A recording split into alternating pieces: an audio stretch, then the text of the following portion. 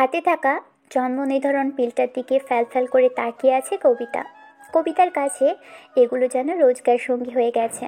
স্বামী নামক মানুষটার সাথে ফিজিক্যালি ইন্টিমেট হওয়ার পরও প্রতিবার ওকে এমনটাই করতে হয়, কারণ সকালবেলা যখন ওই মানুষটার হুঁশ ফিরবে ওকে নিজের এত কাছে দেখে, তখন অনেক বেশি রেগে যাবে লোকটা, আর প্রতিবার বলবে জন্ম নির্ধারণ পিল খেয়ে নিতে।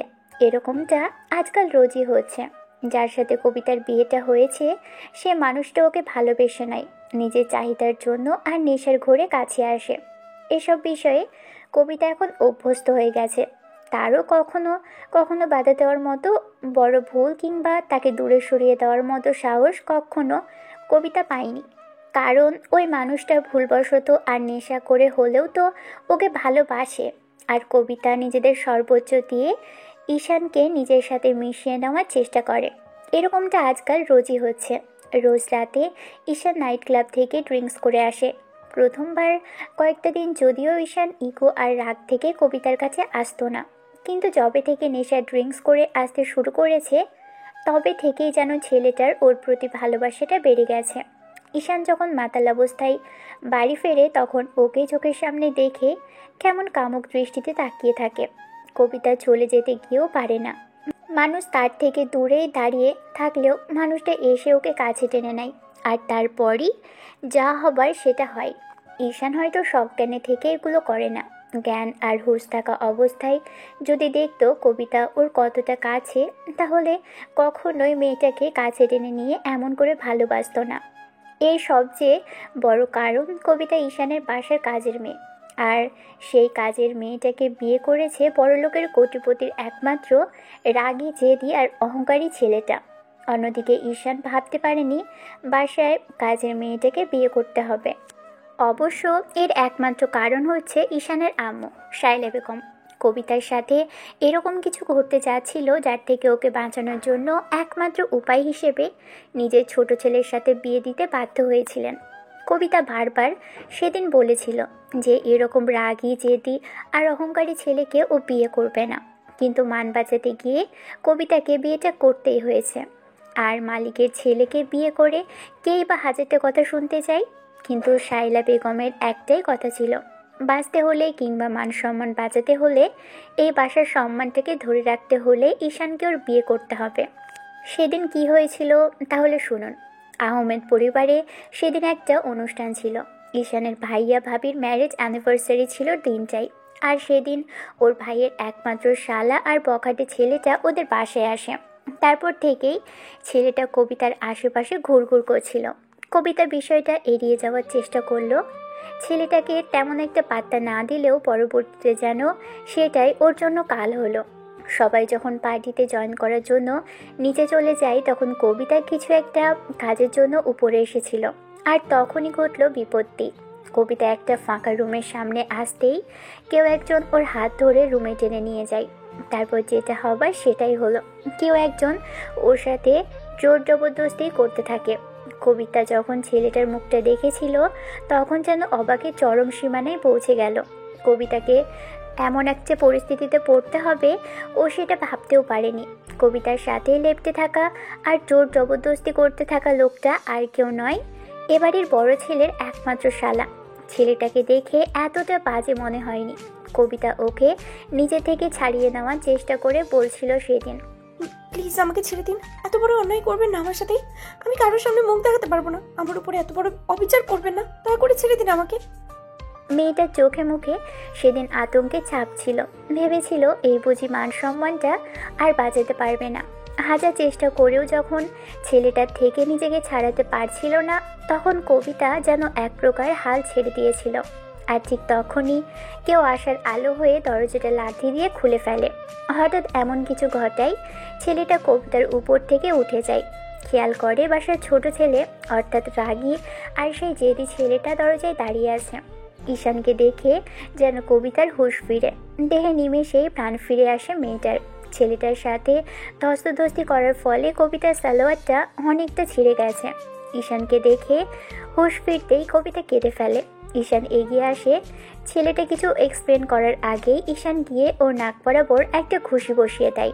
কবিতা এবার কেঁদে কেঁদে বলতে শুরু করে, ভাইজান ওকে একদম ছাড়বে না, ও আমার সাথে জোর করে। ঈশানের সেদিনের সেই কান্না আর বাঁচানোর চেষ্টাটা যেন কবিতাকে এই অবধি এনে দাঁড় করিয়েছে। সেদিনের জন্যই আজকে প্রতিনিয়ত কবিতাকে এমন একটা পরিস্থিতির মুখে পড়তে হচ্ছিল। ঈশান ছেলেটাকে মারপিট করার এক পর্যায়ে বাসার সবাই সেখানে এসে জড়ো হয়। প্রতিবেশী, বন্ধুবান্ধব, আত্মীয় স্বজন থেকে শুরু করে কাছের দূরের সবাই এসে দরজার সামনে উপস্থিত হয়েছিল। মেয়েটাকে অর্থাৎ কবিতাকে এই অবস্থায় দেখে নানানজন নানান কথা বলছিল। অন্যদিকে ঈশান ওই ছেলেটাকে মারতেই ব্যস্ত। বাসার ভিতর এমন একটা কাণ্ড করায় ঈশানের মাথায় যেন দপদপ করে আগুন জ্বলছিল। ঈশানের ভাইয়া আর ভাবি এসে ওকে আটকানোর চেষ্টা করেও পারছিল না। তখন আম্মু এসে ওকে বাধা দেয়। ছেলেটার থেকে দূরে ছাড়িয়ে নিয়ে গিয়ে বলতে আরম্ভ করে, ঈশান ছাড়ো ওকে, এমন করে মারলে তো মরে যাবে। মরে যাওয়া উচিত। ওর মতো নরকের কীটকে বেঁচে থাকার কোনো অধিকারই নেই। ওর সাহস কি করে হলো আমার বাসার কোনো মেয়ের গায়ে হাত দেবার? একটা অসহায় মেয়ে সম্মানহানি করতে চেষ্টা করেছে। আর রাস্কেলটা, ওর মতো জানোয়ারের বেঁচে থাকার কোনো অধিকারই নেই। আব্বু সেদিন ঈশানকে আটকেছিল। তারপর যখন মানুষ হাজারটা কথা বলছিল, তখন কবিতার এরকম পরিস্থিতি দেখে শায়লা বেগম ওর কাছে গিয়ে নিজের শাড়ির আঁচল দিয়ে কবিতাকে বুকের সাথে জড়িয়ে নিয়েছিলেন। কারণ এই মেয়েটাকে শায়লা বেগম বাসায় এনেছিল। কবিতা ওর আম্মুর সাথে গ্রাম থেকে শহরে এসেছিল। তখন এই শহরে ওদের থাকার মতো কোনো জায়গা ছিল না। সেদিন শায়লা বেগম বাজার থেকে ফেরার পথে ওদের দুই মা মেয়েকে এই বাড়িতে নিয়ে আসে। তারপর এত বড় বাড়িতে দুজনের থাকার জায়গাটা করে দেয়। তারপর থেকেই কবিতার মা এই কাজের লোক হিসেবেই কাজ করেছে। 2 বছর আগেই ভদ্রমহিলা না ফেরাতে এসে পাড়ি জমায়। তখন থেকেই কবিতাই ওদের বাসার কাজগুলো করে। আর এরই মাঝে কবিতাকে শায়লা বেগম এইচএসসি অবধি পড়িয়েছেন। ভদ্রমহিলার মন মানসিকতা অনেক ভালো, তাই তো এরকম দুটো মানুষকেই বসাতে জায়গা দিয়েছিলেন। এ বাড়িতে শায়লা বেগমের কথাই শেষ কথা। উনি যদি কিছু ভালো মনে করেন সেটাই করেন। এই বাড়ির ছোট ছেলে 1.5 বছর আগেই বাসায় ফিরে আসে। কবিতা জানতো না এ বাসায় এরকম আর বখাটে টাইপের একটা ছেলে আছে। ঈশান বাইরে থেকে পড়ালেখা শেষ করে আসলেও কেমন গম্ভীর টাইপের, কারোর সাথেই তেমন কোনো কথা বলে না। এদিকে কবিতা ছেলেটাকে দেখে কেমন যেন ভয় পায়, তাই সব সময় দূরে সরে থাকার চেষ্টা করে। আর আজকে ঈশানের এরকম অগ্নিমূর্তি দেখে তো একদম ভয়ে চুপসে গেছে। কবিতা কিছু বলতে পারছে না, শুধু শায়লা বেগম ওকে জিজ্ঞেস করে যাচ্ছিল, কবিতা মা আমার তোমার কোনো ক্ষতি করতে পারেনি তো? আমাকে বলো কি করেছে ও তোমার সাথে? শায়লা বেগম কবিতাকে ছাড়িয়ে নিয়ে চোখের পানি মুছে দিয়ে বিষয়টা সত্যি কিনা জিজ্ঞেস করে। তখন শুধু কবিতা মাথা নেড়ে না উত্তর দিয়েছিল। তারপরও মানুষের কথাগুলো থামছিল না। হাজারটা কথা বলছিল মানুষজন। কালকে যখন মেয়েটা রাস্তায় বেরোবে কিংবা বাইরের কেউ ওদের সম্পর্কে হাজারটা কথা বলবে, তখন মেয়েটার মৃত্যু ছাড়া কোনো উপায় থাকবে না। একটা মেয়ের পরিবার বলতে কেউ নেই, এরকম অসহায় হয়ে ওনার কাছে আশ্রয় নিয়েছে। সেই মেয়েটাকে ওনার কাছ থেকে এমন পরিস্থিতির সম্মুখীন হতে হলো। শায়লা বেগম কিছুতেই মানতে পারছিল না বিষয়টা। কিভাবে মেয়েটার মান সম্মান বাঁচাবে সেটা ভেবেই একমাত্র উপায় পেয়েছিল এই মুহূর্তে নিজের ছেলেটার সাথে ওর বিয়ে দেওয়াটা। কবিতা ওই ছেলেটাকে বিয়ে করতে কখনোই ওই বাদশাই ছেলেটাকে বিয়ে করতো না। আর ঈশান এই ছেলেটার সাথে কবিতার বিয়েটা হতে দিত না। এরকম একটা বাজে ছেলের সাথে ও কিছুতেই এই অসহায় মেয়েটার বিয়ে হতে দিবে না। তাই বাসা থেকে ছেলেটাকে ঘাট ধাক্কা দিয়ে বের করে দিয়েছিল। তখন আব্বু ওকে বলেছিল, ছেলেটাকে তো ঘাড় ধাক্কা দিয়ে বের করে সমাধান করে দিলি, কিন্তু এখন এই মেয়েটার কি হবে? তুমি পারবে ওর সম্মান ফিরিয়ে দিতে? আব্বু, তুমি বুঝতে পারছো না, ওর মতো একটা জানোয়ারের সাথে এই মেয়েটার বিয়ে হলে ওর জীবনটা শেষ হয়ে যেত। যারা মেয়েদের ভোগের সামগ্রী ভাবে তারা কাউকে ভালো রাখার যোগ্যতা রাখে না। ওকে তো মেরে পুলিশের হাতে তুলে দেওয়ার দরকার ছিল। সব সমস্যার সমাধান রাগের মাধ্যমে হয় না। সাইলা মেয়েটাকে এনেছিল এখানে সম্মানের সহিত সহি সালামতে রাখার জন্য, আর তার এরকম একটা সিদ্ধান্ত নেওয়ার পর এই বাড়িতে আসার পরই মেয়েটাকে এরকম একটা পরিস্থিতিতে পড়তে হবে কখনো তোমার আম্মু ভাবতেও পারেনি। এখন কি হবে? তুমি পারবে ওর সম্মানটা ফিরিয়ে দিতে? রাগ জেদ করে কখনো সমাধান হয় না। আব্বু, তুমি বিয়ে করবে তুমি ওকে? আম্মুর কথাতে সেদিনই ঈশান একদম স্তব্ধ হয়ে গিয়েছিল। আব্বু আম্মুর এরকম কথা শুনে আম্মুর দিকে কিছুক্ষণ তাকিয়ে থেকে নিজেও বলেছিল মেয়েটাকে বিয়ে করে নেবে। ঈশান কি করবে সেই মুহূর্তে, কিভাবে এই অবস্থা থেকে পরিত্রাণ পাবে সেটা বুঝতে পারেনি। তারপর যখন আব্বু আম্মু জোরাজুরি করতে লাগলো, হাজারবার রিকোয়েস্ট করতে লাগলো, তখন ঈশান আর উপায় না পেয়ে মেয়েটার সম্মান বাঁচাতে আর এ বাড়ির গায়ে কোনো দাগ লাগতে দিবে না বলেই বিয়েটা করে নিয়েছিল। সবার সামনে সেদিন ওদের দুজনেরই বিয়ে হয়েছিল। আর বিয়ের পর থেকেই যেন ঈশানের ব্যবহারটা চেঞ্জ হতে শুরু করলো। ঈশান মেয়েটাকে দু চোখেও সহ্য করতে পারতো না। কেন জানি মনে হতো এই মেয়েটার জন্যই আজকে ওকে বিয়ে করতে হয়েছে। আর এই মেয়েটাকে বিয়ে করার পর থেকে ওর লাইফটা শেষ হয়ে যাচ্ছে। অন্যদিকে কবিতা ভয়ে আর শঙ্কায় ঈশানের কাছে আসতো না, দূরে থাকতো, একই রুমে থাকতেও চায়নি। কবিতা সেদিন বারবার শায়লা বেগমকে রিকোয়েস্ট করে বলেছিল, মামুনি এরকম ভুল করবেন না। আমার মতো একটা মেয়ের সাথে আপনার এত ভালো একটা ছেলেকে বিয়ে দিয়ে ওরা জীবনটা নষ্ট করে দেবেন না। আমার মতো মেয়ের গায়ে দাগ লাগলেও কিছু আসে যায় না। উনি এত বড় লোকের ছেলে আর বাইরে থেকে পড়ালেখা করে এসেছেন। এমন কিছু হলে বাইরের মানুষের কাছে ওনাকে হাজারটা কথা শুনতে হবে। ওনার সাথে আমার বিয়েটা দিবেন না।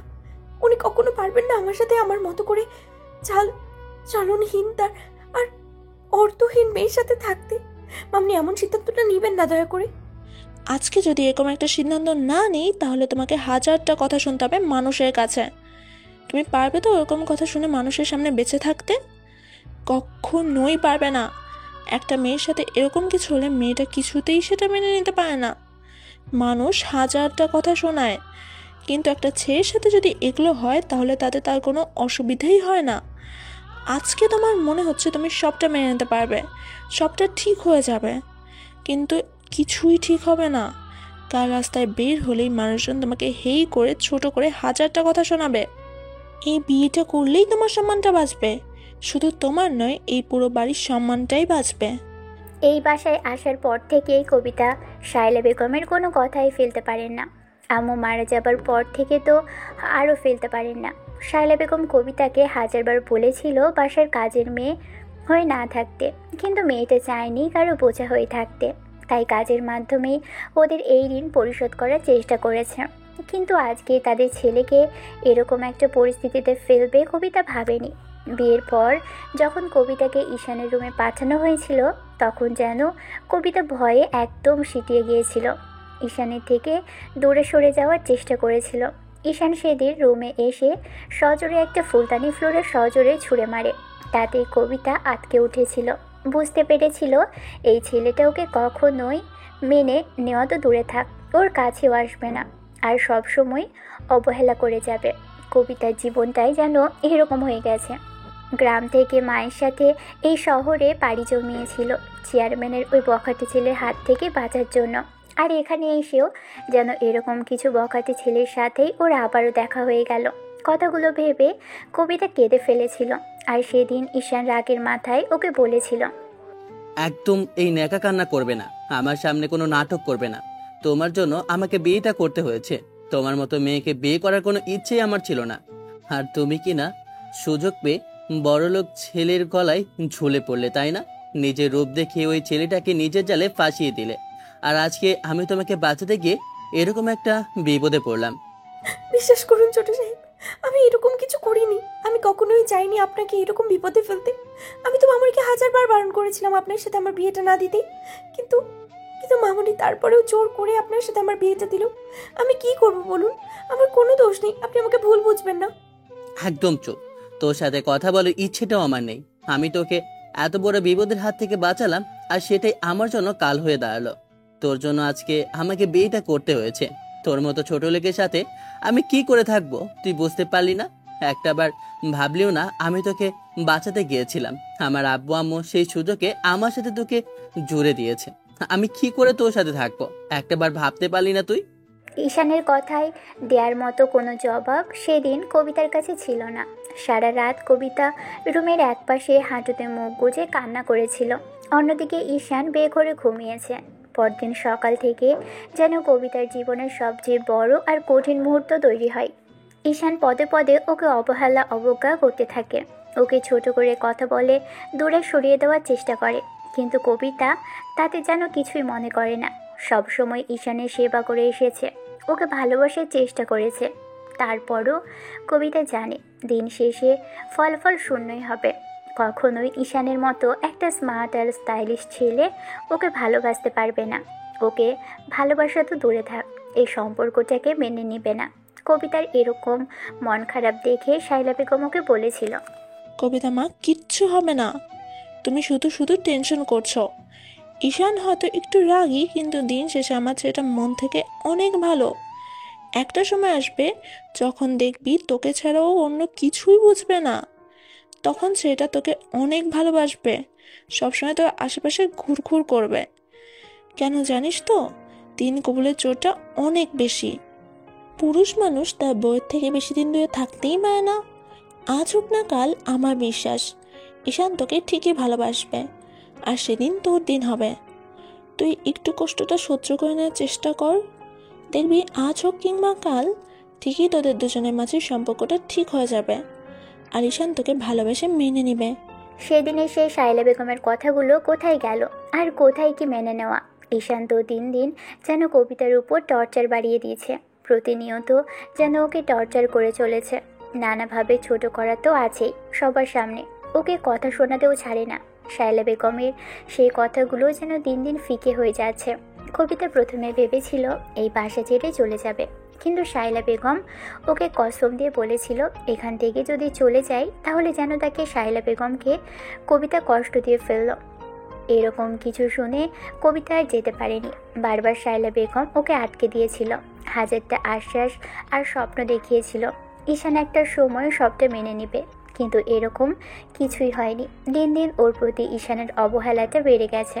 ঈশান বিষয় মানতেই পারছিল না বড়লোকের ছেলে কিনা এরকম একটা গেও খ্যাত মেয়েকে বিয়ে করেছে, যার জন্য ঈশানের আব্বু আম্মুর সাথে অনেক কথা কাটাকাটি হয়। বিয়ের পর থেকেই ঈশান আব্বু আম্মুর সাথে কথা বলে না। রাত করে বাসায় ফিরছিল, বন্ধুদের সাথে মিশে ড্রিঙ্ক করে বাসায় ফিরছিল, নাইট ক্লাবে সময় কাটিয়ে আসতো। তারপর যখন বাসায় ফিরতো তখন আব্বু আম্মু বিষয়টা যেন জানতে না পারে, তাই কবিতা ঈশানকে আব্বু আম্মুর থেকে সেভ করার জন্য প্রতিদিন খাবার টেবিলে বসে থাকতো। কখন ঈশান বাসায় ফিরবে, কলিং বেল দিবে, দরজা খুলে দিবে।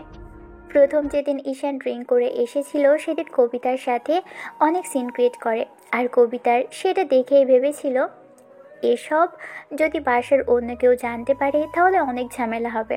কবিতা চায় না ওর জন্য আর কোনো ঝামেলা হোক, তাই ঈশানের এই বিষয়টা যেন বাসার কেউ জানতে না পারে, তাই ঈশানের জন্য প্রতিদিন রাত জেগে বসে থাকতো। ঈশান দ্বিতীয় যেদিন ড্রিঙ্কস করে বাসায় ফিরে সেদিন কবিতাকে সামনে থেকে দেখে বলেছিল, এই তুই আমার সামনে দাঁড়িয়ে আছিস কেন? আমি বলেছি না তুই আমার সামনে আসবি না? তোর জন্য আমার লাইফটা হেল হয়ে গেছে, আমি কোথাও গিয়ে শান্তি পাচ্ছি না। মানুষ আমাকে কথা শোনাচ্ছে, আমি তোর জন্য কারোর সামনে মুখ দেখাতেও পারছি না। তোর জন্য আমাকে বন্ধু মহলের কাছেও কথা শুনতে হচ্ছে।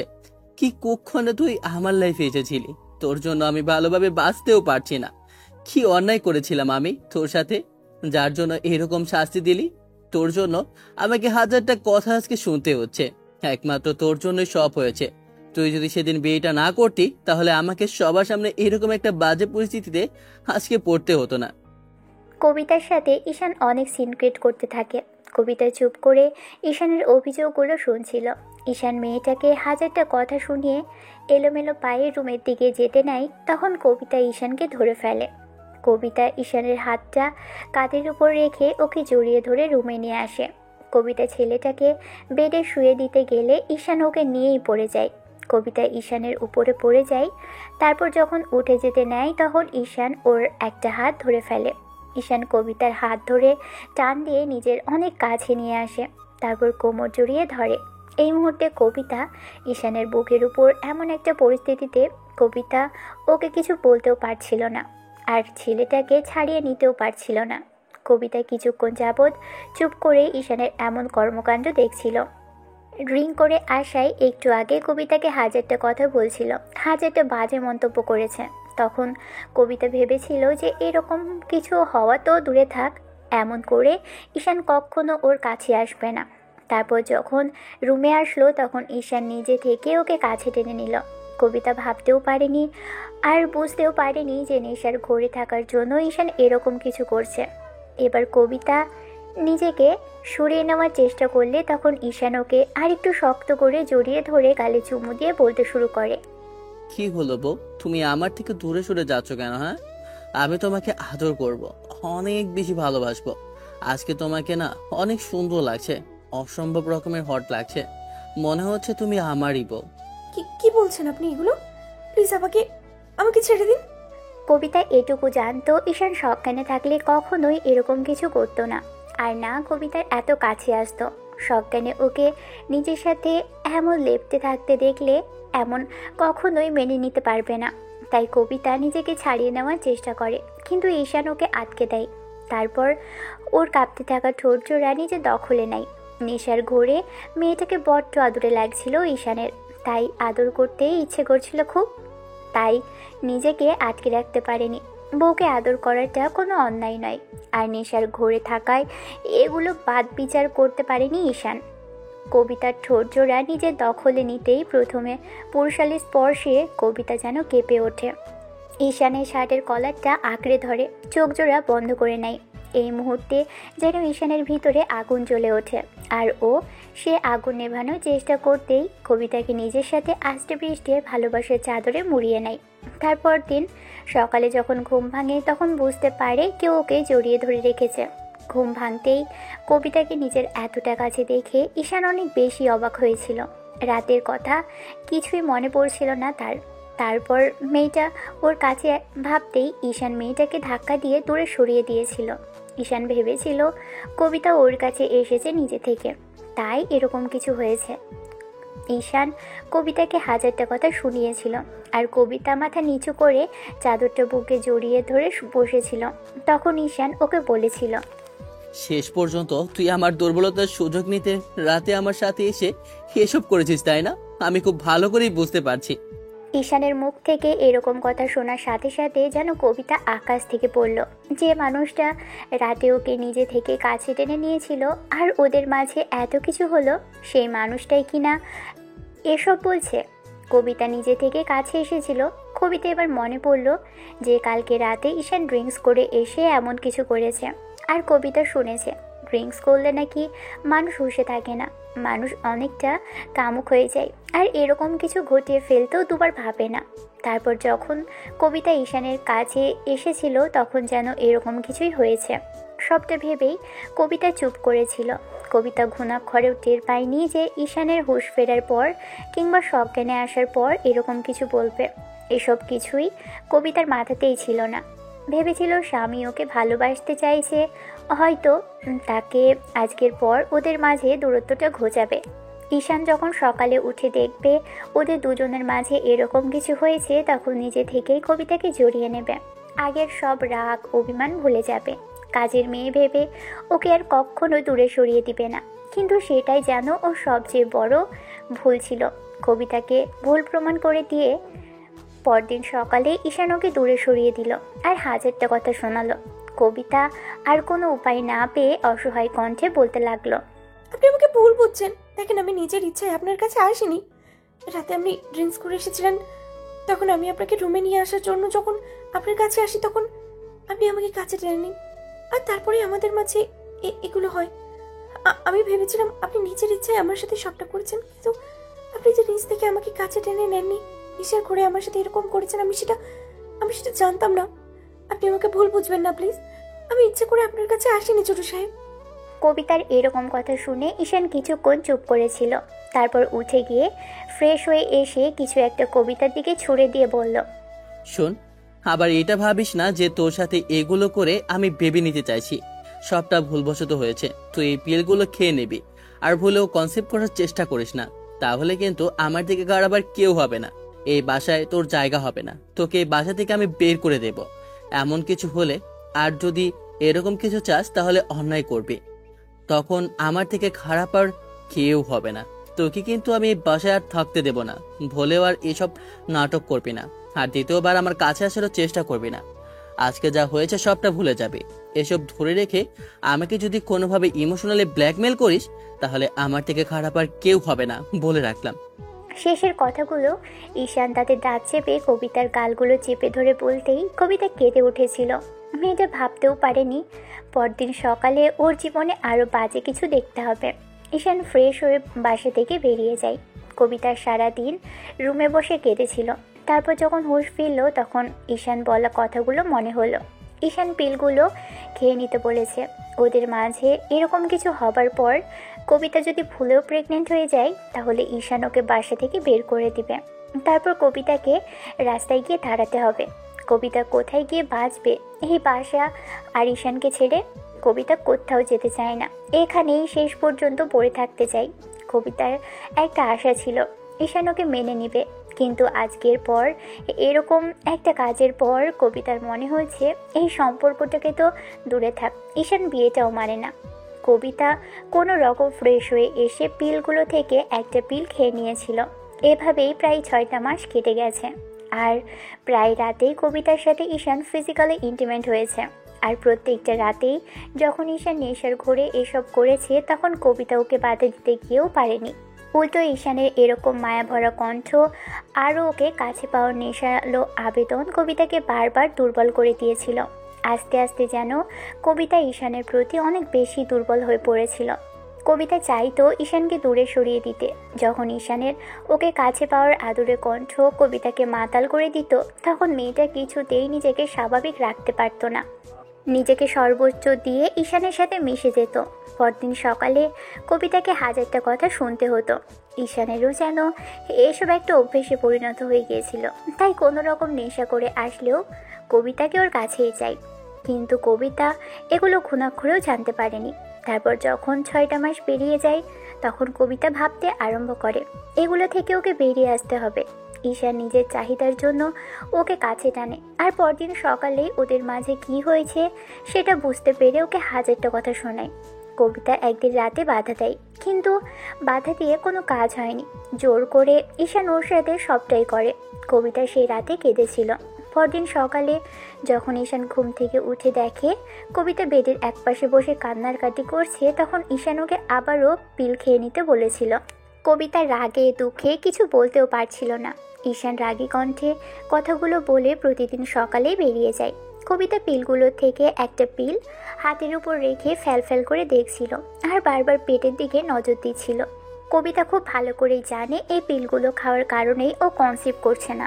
না হলে গত 6 মাসে যা হয়েছে ওর সাথে আর যা হচ্ছে তাতে কবিতার যে কোনো দিন প্রেগনেন্সি নিশ্চিত হতো। এসব ঈশান জানার পর কবিতাকে বাসা থেকে বের করে দিবে সেই ভয়ে মেয়েটা পিলগুলো খেয়ে নিয়েছে। প্রতিদিনের মতো কবিতা একটা পিল হাতে নিয়ে চোখের পানি ফেলছে।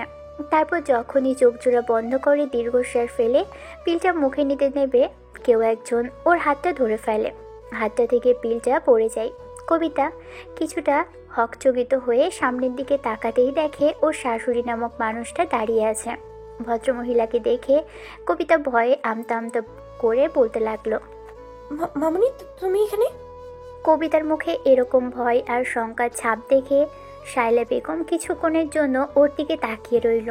তারপর কবিতার হাত থেকে পড়ে যাওয়া পিল আশেপাশে খোঁজে, কিন্তু পায়নি।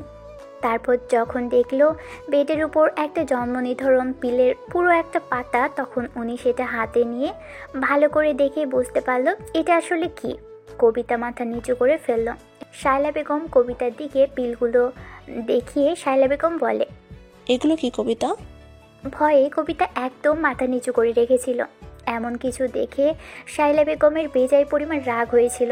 বারবার জিজ্ঞেস করার পরও যখন মেয়েটার থেকে কোনো উত্তর পাচ্ছিল না তখন উনি একটা ধমক দিয়ে কবিতাকে আবারও জিজ্ঞেস করতেই মেয়েটা বলে দেয়। সবটা বলা শেষ হতেই মেয়েটা ফুঁপিয়ে কেঁদে ওঠে। এমন কিছু শায়লা বেগম কখনো কল্পনাও করতে পারেনি। ভদ্রমহিলা ভেবেছিল ঈশান বিয়ের পর কবিতাকে মেনে নেওয়ার চেষ্টা করবে। আস্তে আস্তে ওদের মাঝে সবটা ঠিক হয়ে যাবে, কারণ ঈশান আগের মতো এখন আর মেয়েটার সাথে তেমন মিসবিহেভ করে না। আর উনি কবিতাকেও দেখেছে রাত জেগে ঈশানের জন্য অপেক্ষা করতে। তাতেই ভেবেছে ওদের মাঝে সবটা ঠিক হয়ে গেছে। কিন্তু আজকের এই ঘটনাটা জানার পর ভদ্রমহিলা নিজেই মাথা নিচু করে রইল। শায়লা বেগম কবিতাকে একটা জায়গায় বসিয়ে দিয়ে মেয়েটার চোখের পানি মুছে দিয়ে বলতে শুরু করলো। কবিতা, তুমি কি বোকা? তোমার মাথায় কি কোনো বুদ্ধি নেই? তুমি বুঝতে পারো না একটা পুরুষকে তার নারী তার আঁচলে বেঁধে রাখতে পারে? শায়লা বেগমের কথাতে কবিতা অনেক অবাক হয়েছিল। তারপর বিষয়টা জিজ্ঞেস করলে উনি বললেন, কবিতা, তুমি আজকে থেকে এই পিলগুলো আর খাবে না, আর খুবই শীঘ্রই একটা বেবি নিবে। বেবি নিতে পারলেই দেখবে ঈশান তোমাকে আর অবহেলা করতে পারবে না। তুমি এতদিন বোকার মতো এই কাজগুলো করেছো। তোমার আগেই উচিত ছিল এই বিষয় থেকে দূরে থাকা আর খুব তাড়াতাড়ি একটা বেবি নিয়ে ফেলা। বাচ্চার মুখের দিকে তাকিয়ে হলেও ঈশান তোমাকে কখনো দূরে সরাতে পারবে না। নিজের অংশ, নিজের সন্তানকে কখনো কেউ অস্বীকার করতে পারে না, তাই ঈশানও পারত না। তুমি সেটা বুঝতে পারোনি। এত বোকা কেন তুমি? ছেলেটা এখন হয়তো তোমাকে ভালোবাসে না, কিন্তু একটা সময় যখন তোমাদের সন্তান পৃথিবীতে আসবে তখন ঠিকই ঈশান তোমার বাচ্চাটার কথা ভেবে হলেও ভালোবাসতো, আর তুমি সেটা বুঝতেই পারলে না। কিন্তু মামনি, উনি চায় না এত তাড়াতাড়ি বাচ্চা নিতে। তাছাড়া উনি যদি চাইতো তাহলে আমাকে এই পিলগুলো খেতে বলতো না। ওনার পক্ষে সম্ভব না আমার সাথে সংসার করা। উনি হয়তো নেশার করে সেরকম কিছু করে। তারপরে আমি এগুলো মেনে নিয়েছি। আমি জানি এই সম্পর্কটা কখনো সত্যি হবে না। আমি তোমার বাড়ির বউ হয়ে কখনো উঠতে পারবো না, কিন্তু কাজের মেয়ে হয়ে তো থাকতে পারবো। তাই ইচ্ছা না থাকা সত্ত্বেও ওনার সাথে সাই দিই। ঈশান যখন বেবি চায় না তখন ওকে নিজের কাছে আসতে কেন নাও? জোর করে দূরে সরিয়ে দিতে পারো না? বউ হিসেবে মানবে না, আবার রাত হলে কাছে আসবে। এগুলো হয়তো শুনতে খারাপ লাগবে, কিন্তু আমি এরকম কিচ্ছু করতে চাই না। তুমি আজকে থেকে ওকে আর কাছে আসতে দেবে না। যদি ভালো হয়ে শুদ্ধ হয়ে এসে তোমাকে ভালোবাসার কথা বলে, বাজে অভ্যাস ছেড়ে এসে তোমাকে নিজের কাছে করে নেওয়ার চেষ্টা করে, সেদিনই ও সঙ্গ দেবে। আর কখনো ভুলে এইসব করবে না। কবিতা শায়লা বেগমের কথাতে আর দ্বিতীয় কোনো কথা বলতে পারেনি। শায়লা বেগম কী বলছে আর কি বোঝাচ্ছে সবটা বোঝার পরও মনে হচ্ছিল সবটা ওর মাথার উপর দিয়ে যাচ্ছে। কবিতা সেদিনের আর পিলটা খেতে পারেনি, আর তার জন্যই যেন বিপত্তি ঘটল ওর জীবনে। রাতে যখনই ঈশান বাসায় আসলো তখন কবিতাকে আর ডাইনিং রুমে দেখেনি। রুমে এসে দেখে কবিতা ফ্লোরে বিছানা করে শুয়ে আছে। কবিতাকে এই অবস্থায় শুয়ে থাকতে দেখে ঈশানের বেশ মায়া হচ্ছিল। একই ছেলেটা ড্রিঙ্কস করে এসেছে, তার উপর যখন খেয়াল করলো বাতাসে কবিতার পেটের উপর থেকে শাড়িটা সরে গেছে, মেয়েটার উন্মুক্ত ধবধবে পেটের মাঝখানটায় যে সুন্দর নাভিটা আছে সেটা যেন ওকে ডেকে কাছে টানছে। কবিতাকে এই অবস্থায় দেখতে বড্ড আদুরে লাগছে। মেয়েটার গায়ে কিছুই জড়ায়নি, তার জন্য পুরো নারী শরীরটাই স্পষ্ট দেখা যাচ্ছিল। ধনুকের মতো বাঁকানো শরীরটা যেন ওকে কাছে টেনে বলছিল, বউটা তোর। ওকে ভালোবাসার, ওকে কাছে টেনে নেওয়ার কথাগুলো ভেবেই কবিতার কাছে বসে পড়ে ঈশান। তারপর মেয়েটার পেটের উপর হাতের উল্টো পিঠে স্লাইড করতেই কবিতা কিছুটা কেঁপে ওঠে। তারপর যখন ঘুম ভাঙে তখনই কবিতা উঠে বসে।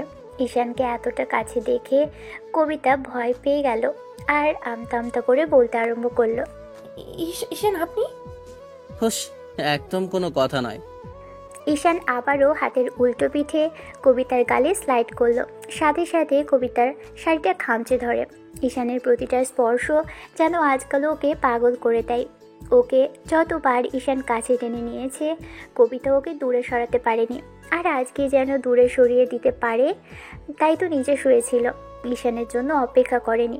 কিন্তু রুমে আসতেই আবারও লোকটার সেই মাতলামি সহ্য করতে হবে। কবিতা সেটা ভাবতেও পারেনি। কিছু বুঝে ওঠার আগেই ঈশান আবারও বলতে শুরু করে, তুমি আমার বউ না? তোমাকে ভালোবাসতে আমার ইচ্ছে করবে না বলো? তোমাকে আজকে বড্ড আদরই লাগছে বউ। তোমাকে না আদর করতে ইচ্ছে করছে, অনেক ভালোবাসতে ইচ্ছে করছে। তুমি আমাকে বোঝার চেষ্টা করো না কেন? আমার থেকে দূরে সরে যাও কেন বউ? আমি কি তোমাকে ভালোবাসি বলো? অনেক বেশি ভালোবাসবো। আজকে তোমাকে আসো, কাছে আসো। এই মুহূর্তে কবিতা কি করবে, ঈশানকে বাধা দেবে কি করে সেটাই ভেবে পাচ্ছিল না। তারপর যখন শায়লা বেগমের কথাগুলো মনে পড়ে গেল তখন কবিতার মনে হলো এগুলোর কোনো দরকার নেই। তাছাড়া রোজ রোজ এগুলো সহ্য করে নেওয়াটা ওর জন্য কষ্টসাধ্য। মাতাল অবস্থায় ঈশানের একটুও সেন্স থাকে না, যার জন্য কবিতার সাথে এমন কিছু করে। কবিতা অনেক বেশি কষ্ট হয় লোকটার এমন টর্চার সহ্য করে নিতে। কবিতা বিষয়টা ভেবেই ঈশানকে দূরে সরিয়ে দেওয়ার জন্য বলতে আরম্ভ করলো।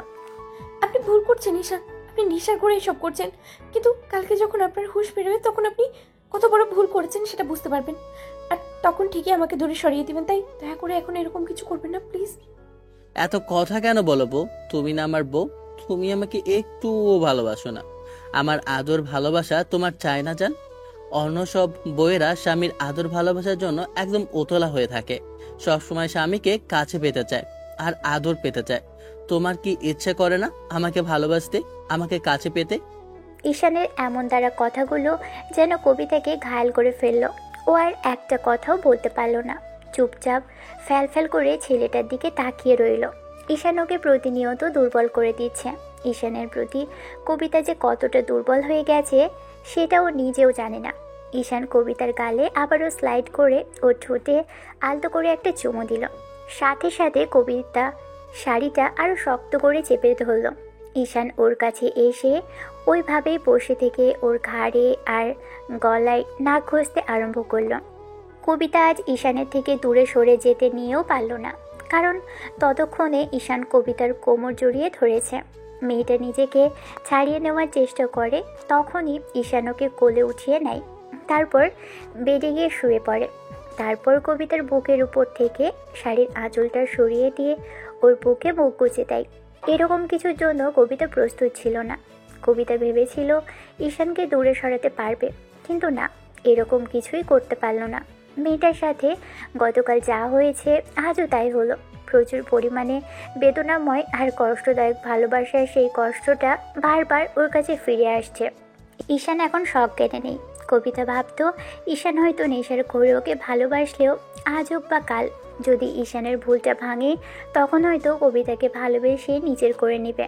15টা দিনের মাথায় যে ঘটনা ঘটলো সেটার জন্য কবিতা প্রস্তুত ছিল না। কবিতা বাসার সবাইকে খাবার বেড়ে দিচ্ছিল, ঠিক তখনই মেয়েটার মাথাটা কেমন যেন চক্কর দিয়ে ওঠে। ও এক মুহূর্ত দাঁড়িয়ে থাকতে পারল না, ফ্লোরে পড়ে যেতে নিলেই এবার ঈশান বিষয়টা বুঝতে পেরে কোনো রকম বসা থেকে ওকে এক হাতে আগলে নিল। কবিতা ঈশানের পাশেই দাঁড়িয়েছিল।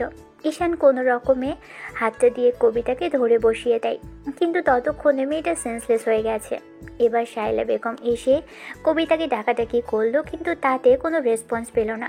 তখন উনি ঈশানকে আরম্ভ করলো, আপু তুমি কবিতা মামনিকে নিয়ে রুমে গিয়ে শুইয়ে দাও, ওর শরীরটা দুর্বল সেজন্য মাথাটা ঘুরে গেছিল। ঈশানের ইচ্ছে না থাকার সত্ত্বেও আম্মুর কথাতে কবিতাকে কোলে করে রুমে নিয়ে আসলো। ডক্টর আধা ঘন্টার মধ্যেই চলে আসে, পারিবারিক ডক্টর, তাই বেশিক্ষণ সময় লাগলো না। ডক্টর কবিতাকে বেশ ভালো করে চেক আপ করে দেখে শায়লা বেগমের মুখের দিকে কিছুক্ষণ তাকিয়ে রইল। ডক্টরকে চুপচাপ থাকতে দেখে ভদ্রমহিলা বলতে আরম্ভ করলো, ডক্টর কোনো সমস্যা হয়েছে? আপনি কথা বলছেন না যে? এরকম করে চুপ থেকে আমাদের টেনশনটা আর বাড়াবেন না। দেখেন আমাদের ঘরে বউয়ের এই অবস্থা আর আপনি কথা বলছেন না। কোনো সমস্যা হলে বলুন, আমরা ডক্টর দেখাবো, দরকার পড়লে দেশের বাইরে নিয়ে যাব, তারপরেও ঘরের বউয়ের কোনো কিছু যেন না হয়। আপনি বলুন ওর কি সমস্যা হয়েছে? ম্যাডাম, আপনি ভুল ভাবছেন, তেমন কিছুই হয়নি। আসলে আমি বোঝার চেষ্টা করছিলাম যে সব ঠিকঠাক আছে কিনা। আসলে আপনাদের জন্য একটা সুখবর আছে। কী সব কথা বলছেন ডক্টর? আমাদের ঘরে বউ বেটে পড়ে আছে অসুস্থ হয়ে, আর আপনি বলছেন কিনা সুখবর আছে? ম্যাডাম, আপনি বুঝতে পারছেন না, এই সময় মেয়েদের একটু শারীরিক পরিবর্তন হয়, আর হুটহাট করে মাথা ঘোরা, বমি বমি পাওয়া এটা স্বাভাবিক। আপনি নিজেও মা হয়েছেন, আপনি বুঝতে পারবেন। ডক্টরের কথাতে শায়লা বেগম চুপচাপ হয়ে গেল, আর কবিতা যেন আটকে উঠল। যে ভয়টা পাচ্ছিল দিন শেষে সেটাই এসে দাঁড়ালো। বিষয়টা নিয়ে কবিতার মন খারাপ হয়ে গেল। ডক্টরের সাথে ঈশানের আব্বু কথা বলে ওনাকে এগিয়ে দেওয়ার জন্য বাইরে চলে গেল। কবিতা একটা সময় উঠে বসার চেষ্টা করলে শায়লা বেগম ওকে পিঠের নিচে বালিশ দিয়ে আধশোয়া করে বসিয়ে দেয়, আর কিছু বুঝে ওঠার আগে কপালে চুমু দিয়ে গালের পাশে হাত রেখে বলে, শেষ পর্যন্ত তোমার জন্য হলেও এই বাড়িতে আনন্দ ফিরেছে। যাই হোক, এখন থেকে নিজের যত্ন নাও। এমন হেলাফেলা করে নিজের শরীরটাকে আর খারাপ করো না। আমি তো ভেবেছিলাম তোমার অন্য কিছু হয়েছে, কিন্তু এত তাড়াতাড়ি যে সুখবরটা পাবো সেটা ভাবতে পারিনি। লজ্জার শঙ্কা আর তার চেয়েও বেশি কাজ করছে ভয়। কবিতা কিভাবে ঈশানকে এ বিষয়টা জানাবে, আর লোকটা যখন জানতে পারবে তখন কি প্রতিক্রিয়া হবে সেটাই কবিতা ভাবতে আরম্ভ করেছে। কবিতা চুপ করে রইল। মেয়েটা কোনো কথা বলছে না দেখে শায়লা বেগম হাজারটা কথা বলল, তারপরও মেয়েটার মুখে কোনো কথা নেই। শায়লা বেগম তাতেই বুঝে গেল কবিতা এই বাচ্চাটা আশাতে খুশি হতে পারছে না। তাই শায়লা বেগম ওর একটা হাত দুই হাতের মুঠোয় নিয়ে বলতে আরম্ভ করলো, তুমি এভাবে আর চুপ করে থেকো না মামুনি। এটা তো খুশির খবর, কেউ মন খারাপ করে থাকে? প্রত্যেকটা নারীর জীবনেও বড় একটা স্বপ্ন, সেটা তুমি নিজেও জানো। এই আনন্দটা তুমি পাচ্ছ, ভয়ের কোনো কারণ নেই। আমি ঈশানের সাথে কথা বলবো, সেটাকে বুঝিয়ে বলবো, ও ঠিক বুঝতে পারবে। এরকম ভয় পেয়ে নিজেকে চুপচাপ করে গুটিয়ে রেখো না। মামনি, এখনই ওনাকে কিছু বলবেন না প্লিজ। উনি জানতে পারলে অনেক রেগে যাবে, আর আমার সাথে মিসবিহেভও করতে পারে। আপনাদের সাথে কথা কাটাকাটি হোক, আমি সেটা আর চাই না। এমনিতেই বিয়ের পর থেকে আপনাদের সাথে তেমন করে কথা বলে না, তার উপর যখন জানতে পারবে আজকে এরকম কিছু হয়েছে, তখন আপনার কথা বলতে গেলে উনি আরও রেগে যাবে। দয়া করে আপনি আর ওনার উপরে এরকম আমার দায়িত্বটা চাপিয়ে দিবেন না। উনি আস্তে আস্তে যখন বুঝতে পারবে ততদিনে আমি ওনাকে সবটা বুঝিয়ে বলবো। আমার বিশ্বাস আমি ওনাকে বোঝাতে পারবো। কবিতা শায়লা বেগমকে আশ্বস্ত করার জন্য কথাগুলো বলল, কিন্তু কবিতা খুব ভালো করে জানে যে এ বিষয়টা ঈশান কখনোই মানতে পারবে না। তারপরও বাসায় যেন কোনো ঝামেলা না হয় সেজন্য শায়লা বেগমকে বোঝালো। কিন্তু শায়লা বেগম জানে কবিতা ওনাকে মন রাখতেই এরকম কথা বলছে। কবিতাকে হাজারবার বোঝানোর চেষ্টা করেও কোনো লাভ হলো না। কবিতা রিকোয়েস্ট করলো যেন বিষয়টা ঈশানকে আগেই জানানো না হয়। ডক্টর যাওয়ার আগে বলে গিয়েছিল একবার হসপিটালে গিয়ে চেক আপ করে নিতে, যে বাচ্চাটা ঠিকঠাক আছে কিনা। কবিতা যেতে চাইছিল না, তারপরও শায়লা বেগমের আর ননদের জোড়াজুড়িতে কবিতাকে যেতে হলো। দুপুরের দিকে মেয়েকে সাথে করে হসপিটালে আসে কবিতা। তারপর চেক আপ করে জানতে পারে বাবুটা ঠিক আছে। তখন ঈশানের বোন বলতে আরম্ভ করে, ভাবি জানো আমার কতটা হ্যাপি লাগছে। আমি শেষ পর্যন্ত খুবই হতে যাচ্ছি। এই বাচ্চাটাকে আমরা পুরো মাথায় করে রাখবো, দেখবে ওকে কখনো ভাই অবহেলা করতেই পারবে না। ঈশানের অবহেলার কথাটা শুনে আর ওর উপর রাগ করবে এসব জানতে পারলে কথাটা ভেবেই কবিতার মুখটা কালো হয়ে গেল। মেয়েটা মাথা নিচু করে আছে। তখন মিহি ওকে হাত ধরে টেনে হসপিটালের বাইরে নিয়ে আসলো। ওরা একটা রিক্সা করে বাসায় যাচ্ছিল। কবিতা কোনো কথা বলছিল না দেখে মিহি বলতে লাগলো, তোমার উপর আর কখনো রাগ করে থাকতে পারবে না। ভাবি তুমি আমার মন খারাপ করে রাখলে বেবিটা কষ্ট হবে না। সবসময় এখন থেকে হাসি খুশি থাকার চেষ্টা করো। দেখো বড় ভাবি সে কবে থেকে ট্রাই করছে একটা বাবুর জন্য, তারপরে হচ্ছে না।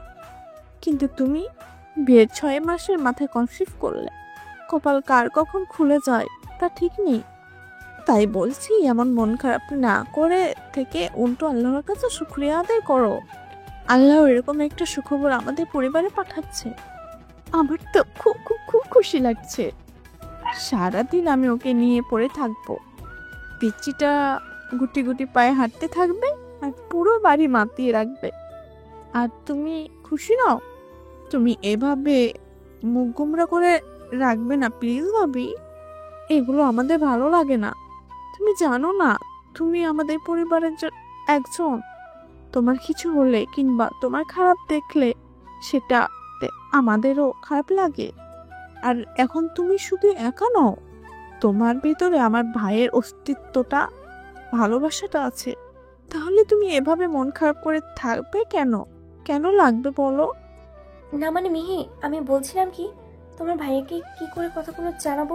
উনি মানতে পারবেন নাকি রাগ করবেন আমার উপরে? বাচ্চাটাকে মেনে নিবে নাকি আমাকে সত্যি সত্যি বাসা থেকে বের করে দিবে? আমি সেটাই তো ভেবে পাচ্ছি না। ভাবি তুমি শুধু শুধু ভয় পাচ্ছ, এরকম কিছু হবে না। দেখো ভাইয়া তোমাকে সত্যি ভালোবাসবে। আর যেদিন বুঝতে পারবে তার ভালোবাসাটা পবিত্র, যাকে সে বিয়ে করেছিল সেই মেয়েটা তার জন্য কতটা গুরুত্বপূর্ণ, দেখুন আর তোমাকে অবহেলা করতে পারবে না। এই রিপোর্টটা সেদিনই দিয়ে দিয়েছিল বলে কবিতা আর মিহি বাসায় চলে আসে। বাসায় এসে কবিতা কোনো কাজেই মনোযোগ দিতে পারছিল না।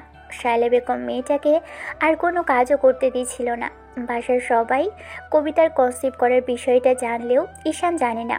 ভদ্রমহিলা বারবার বলেছিল ঈশানকে বিষয়টা জানাতে, আর ঈশান প্রতি রাতেই কবিতার সাথে জোর জবরদস্তি করে। তখন যদি বেবিটার কিছু হয়ে যায়, তার শায়লা বেগম ওকে সবটা বলে দেওয়ার কথা বলে, আর কবিতা ভেবেছে নিজে থেকে বলবে। ঈশানের রিয়াকশনটা কী হবে ভেবেই কবিতার ভয় হতে লাগলো। মেয়েটার কপালটা যেন বরাবরের মতোই খারাপ। ঈশান বাসায় আসতেই ওকে চুপচাপ বসে থাকতে দেখে রাগী কণ্ঠে বলতে শুরু করলো, এত ডাকাডাকির পরও দরজা খুলতে লেট হয় কেন? তুই রুমে এসে বসে আছিস, তোকে বলেছি না গিয়ে দাঁড়িয়ে থাকবি? রাতে যেমন আমাকে দরজার কাছ থেকে নিয়ে আসিস, ঠিক সব সময় আমার জন্য অপেক্ষা করবি, কিন্তু সেটা না করে তুই চুপচাপ এখানে বসে আসিস। না মানে আসলে ভাবছিলাম শরীরটা ভালো লাগছে না, তাই একটু রেস্ট নিচ্ছিলাম আর কি। তোর এসব আধিক্যতা আমার মোটেও পছন্দ না। তুই খুব ভালো করে জানিস এসব নাটক আমার একটু ভালো লাগে না।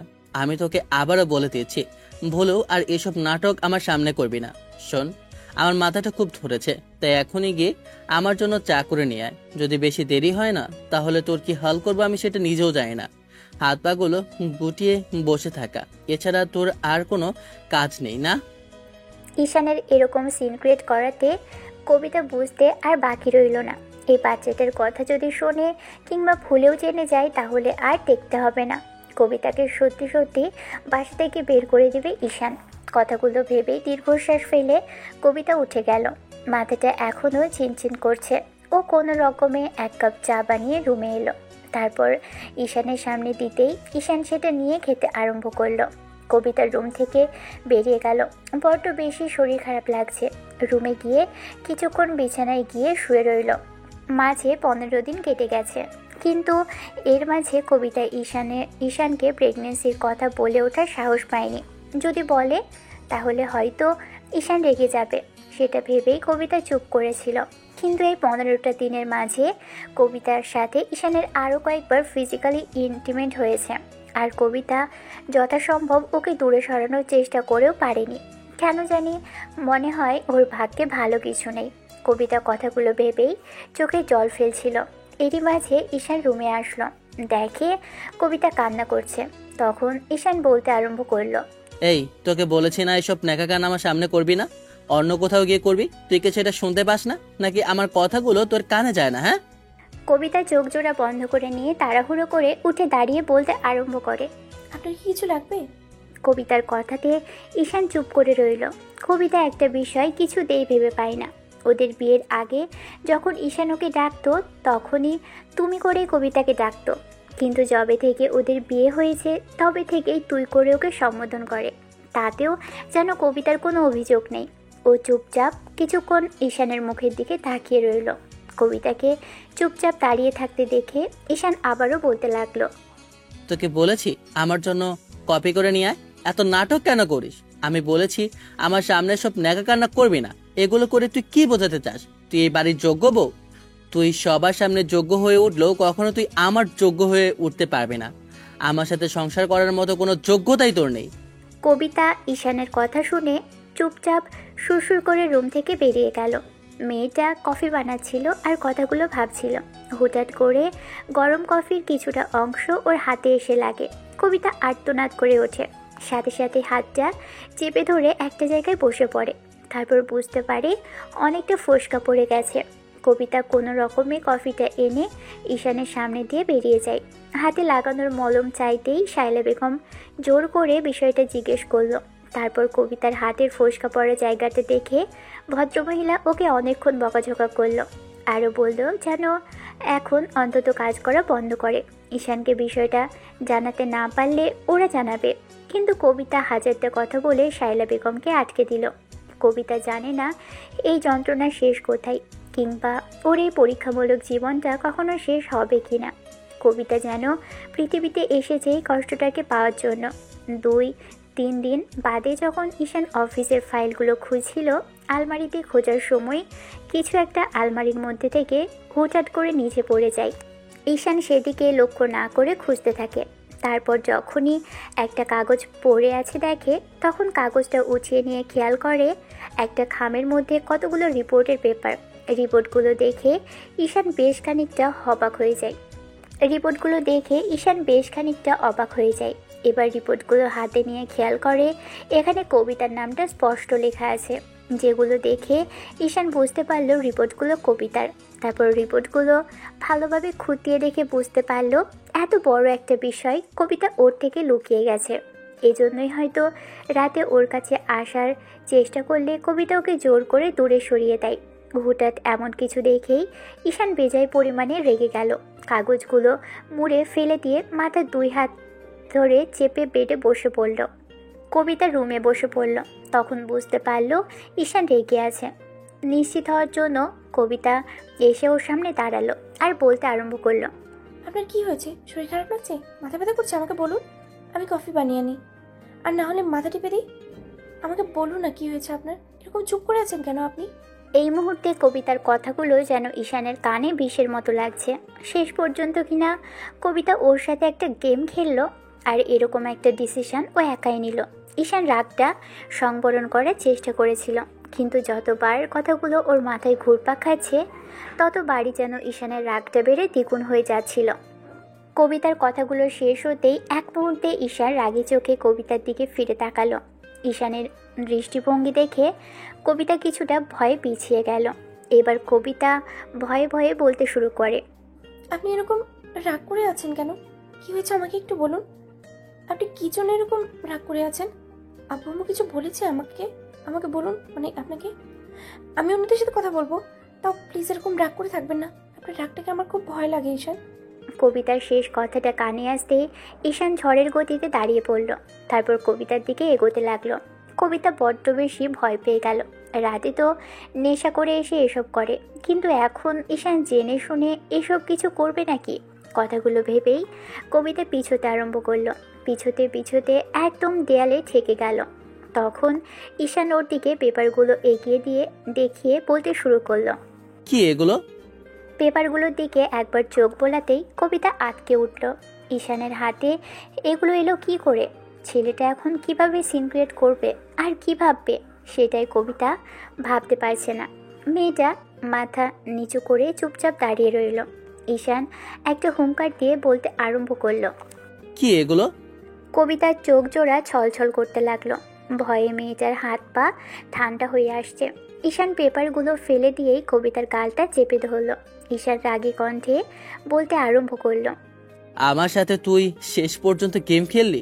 এত বড় একটা সিদ্ধান্ত আর এত বড় একটা কথা তুই আমার থেকে কি করে লুকিয়ে গেলি? তুই কি করে পারলি নিজেই এমন একটা সিদ্ধান্ত নিতে? আমি তোকে বলেছিলাম না এই মুহূর্তে এরকম কোনো কাজ না করতে? তাহলে তুই আমাকে না জানিয়ে এত বড় একটা সিদ্ধান্ত কেন নিয়েছিস?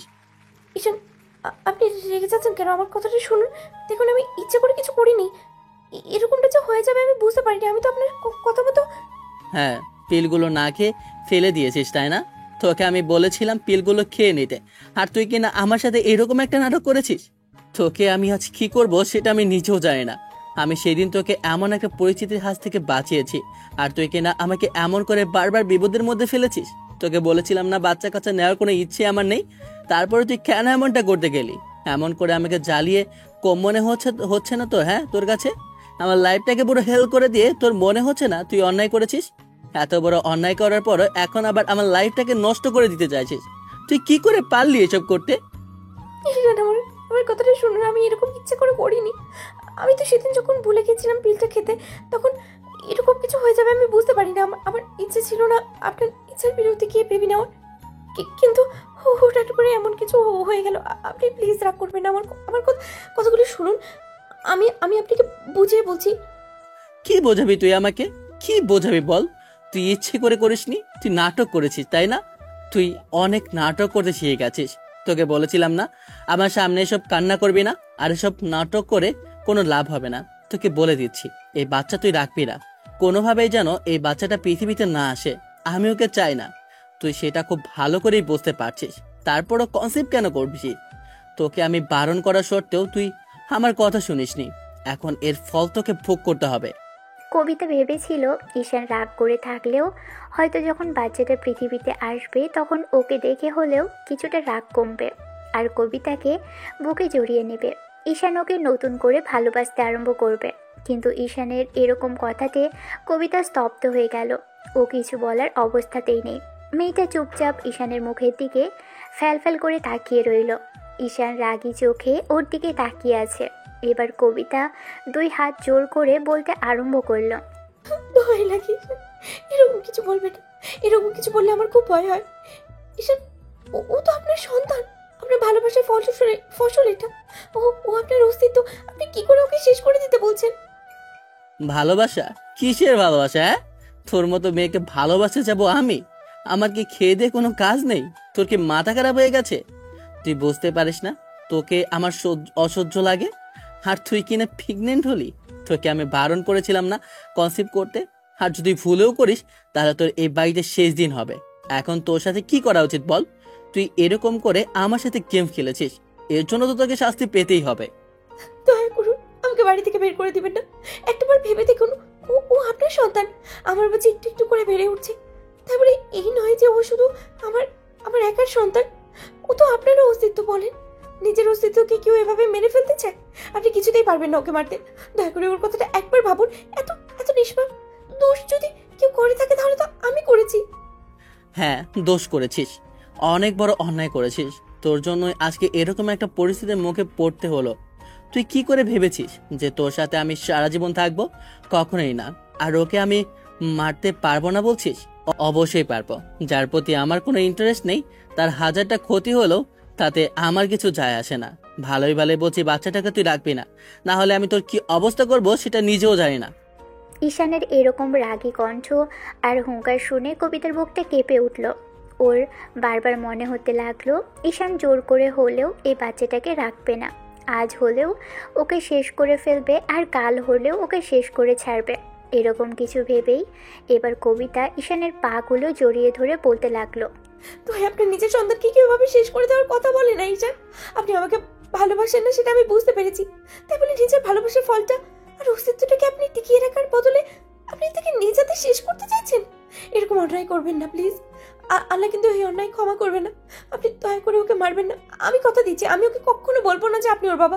ওকে কখনোই আপনার কাছে আসতে দিব না। আপনি দয়া করে ওকে নষ্ট করে দিতে বলবেন না। আমি আমার সন্তানটাকে পৃথিবীর আলো দেখাতে চাই, ওকে আঁকড়ে ধরে বাঁচতে চাই ঈশান। আপনি যদি এরকম কিছু করেন তাহলে আমি কি করে থাকবো? তোকে আমি শেষবারের মতো বলে দিচ্ছি, হয় তুই অ্যাবর্শন করবি, না হলে এই বাসা থেকে বেরিয়ে যাবে। এটাই তোর হাতে শেষ উপায়। ভালোই ভালোই এখান থেকে বেরিয়ে যা। যাবি, না হলে তোকে ঘাট ধাক্কা দিয়ে কিন্তু বাসা থেকে বের করে দিতে হয়, সেটা আমার খুব ভালো করে জানা আছে।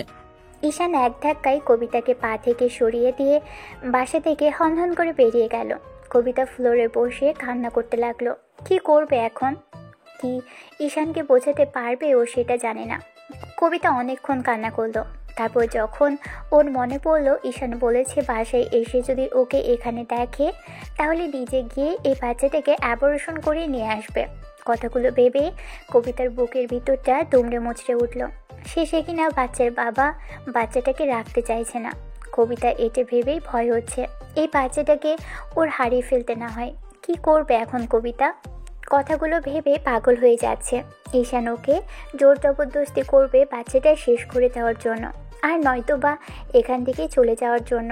কবিতা অনেকক্ষণ ভেবে বুঝতে পারলো এই বাড়িতে হয়তো ওরা থাকাটা হচ্ছে না, কারণ যে মানুষটা ওকে ভালোবাসে না, তার সন্তানটা ওর গর্ভে এসেছে, তাতে ওর কোনো পরিবর্তন নেই, উল্টো বাচ্চাটাকেই রাখতে চাইছে না। দিন শেষে সেই মানুষটা ওকে দূরে সরিয়ে দিতে চায়। আর ঈশানের এত অবহেলার পরও ওর ভালোবাসা হিসেবে এই সন্তানটা ওর মাঝে বেড়ে উঠুক।